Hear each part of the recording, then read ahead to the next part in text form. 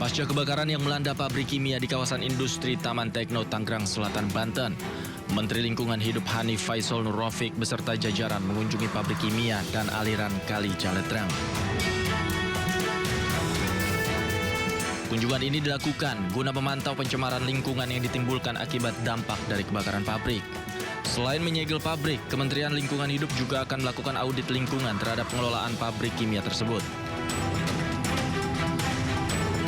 Kementerian Lingkungan Hidup juga akan segera melayangkan gugatan perdata atas pencemaran yang terjadi di Sungai Cisadane.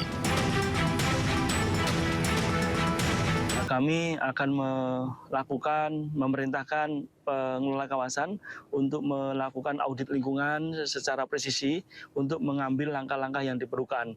Gudang chemical ini di tengah-tengah hiruk-pikuk masyarakat ini tentu tidak sederhana pengelolaannya.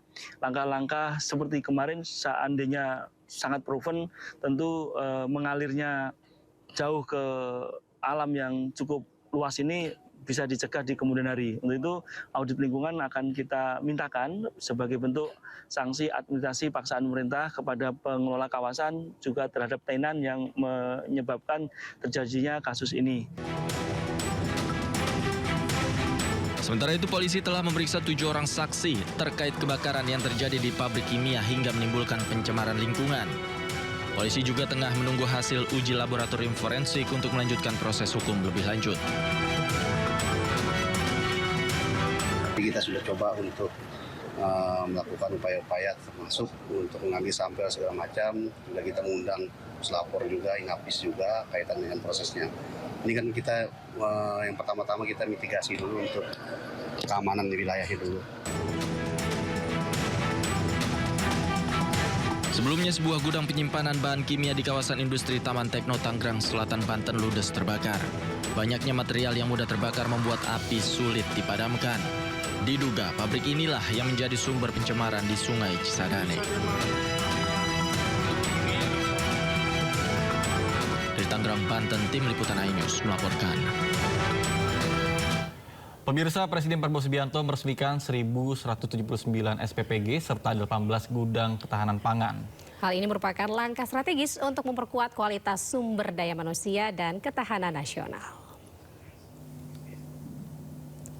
Presiden mengapresiasi Polri atas inisiatif mendukung program makan bergizi gratis. Saat ini program MBG telah menjangkau lebih dari 60 juta penerima manfaat dengan dukungan lebih dari 22.000 dapur SPPG yang tersebar di 38 provinsi. Melalui peresmian ribuan dapur SPPG dan gudang ketahanan pangan ini, pemerintah berharap program makan bergizi gratis dapat berjalan serta memperkuat ketahanan pangan.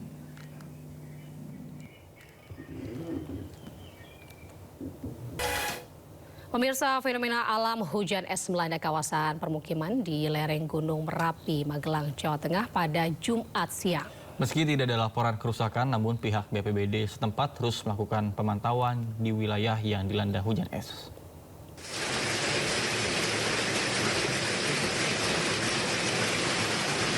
Hujan es melanda kawasan lereng Gunung Merapi di Desa Paten, Kecamatan Dukun pada Jumat siang. Dari video amatir milik warga, hujan es sebesar kerikil berjatuhan dari langit. Menurut Sutarno, Kepala Desa Paten, menuturkan sebelum terjadi hujan es terlebih dahulu hujan deras disertai angin kencang. Ada 5 titik yang tersebar di 2 kecamatan, yakni Kecamatan Dukun dan Sawangan yang dilanda hujan es.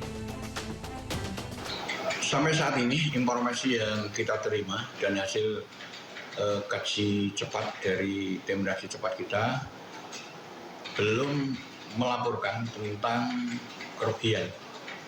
Dan harapan kami dengan hujan yang begitu lebat, kami berharap seluruh masyarakat untuk selalu waspada dan siaga. Meski belum ada laporan kerusakan, namun pihak BPBD setempat masih terus melakukan pemantauan di wilayah yang dilanda hujan es. Dari Magelang, Jawa Tengah, Puji Hartono, iNews melaporkan.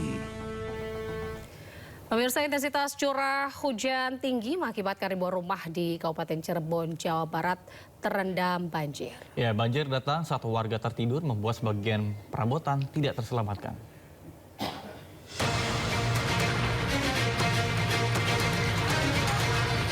Intensitas curah hujan tinggi mengakibatkan ribuan rumah di 6 kecamatan di Kabupaten Cirebon terendam banjir.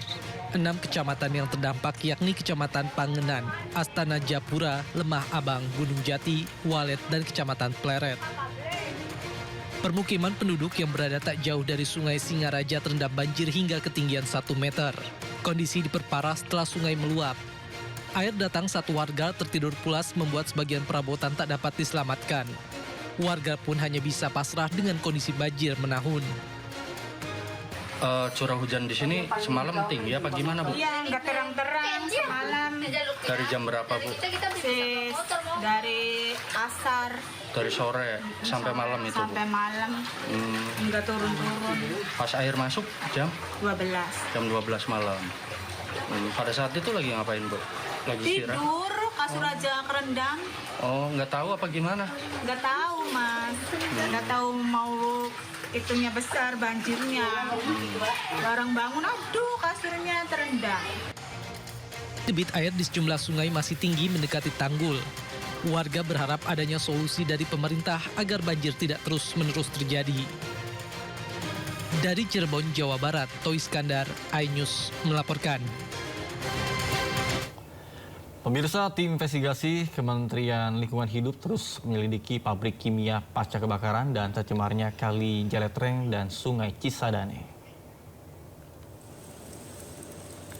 Pemeriksaan pabrik yang terbakar di kawasan industri Taman Tekno, Tangerang Selatan, Banten berlangsung hingga Jumat malam.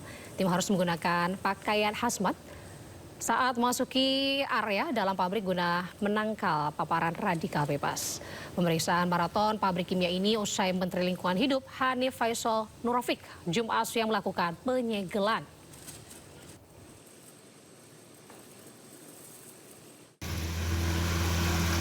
Sebelumnya, BPBD Kota Tangerang bersama relawan menuangkan 1.500 cairan ekoenzim ke aliran Sungai Cisadane.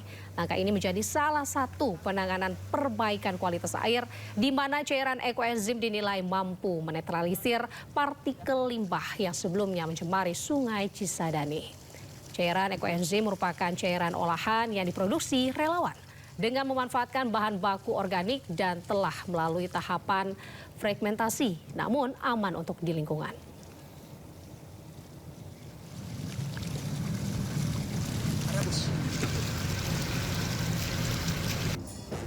Pemirsa, Polres Blora tetapkan pelaku kasus pria tendang kucing yang videonya viral di media sosial sebagai tersangka. Pensiunan ASN ini diancam pasal 337 ayat 1 huruf A KUHP dengan ancaman pidana penjara paling lama 1 tahun penjara.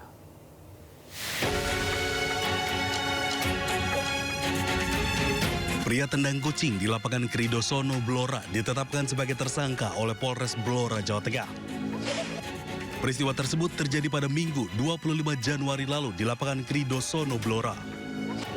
Usai ditendang, sang kucing sempat sakit sampai akhirnya mati. Berdasarkan hasil pemeriksaan saksi-saksi, menyita barang bukti dan koordinasi dengan jaksa penuntut umum, serta melaksanakan gelar perkara, polisi akhirnya menetapkan pelaku menjadi tersangka. 13 Februari 2026, sekira pukul 11.00 WIB, penyidik telah menetapkan saudara PJ menjadi tersangka dengan persangkaan pasal 337 ayat 1 huruf A KUHP dengan ancaman pidana penjara paling lama 1 tahun atau pidana denda paling banyak kategori 2. Selanjutnya penyidik akan melengkapi berkas perkara untuk segera dilimpahkan ke jaksa penuntut umum. Pelaku diancam dengan pasal 337 ayat 1 huruf A dengan ancaman hukuman paling lama 1 tahun penjara. Selanjutnya penyidik akan melengkapi berkas perkara untuk segera dilimpahkan ke jaksa penuntut umum. Dari Blora, Jawa Tengah, Heri Purnomo, iNews melaporkan.